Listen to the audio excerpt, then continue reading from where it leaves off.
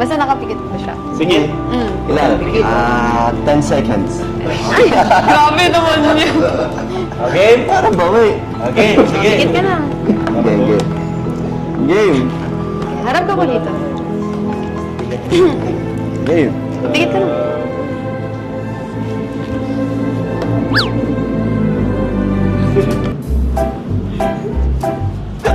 Ulit ka tinan mo kung sino.